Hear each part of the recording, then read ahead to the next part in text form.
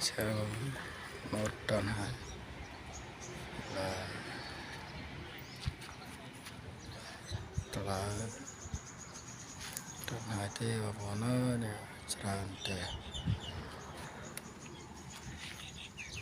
salad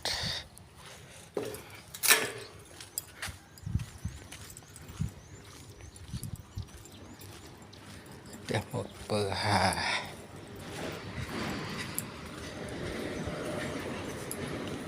từ hai và mấy bị cắt sát đây nơi lại rồi sang được lông rồi sang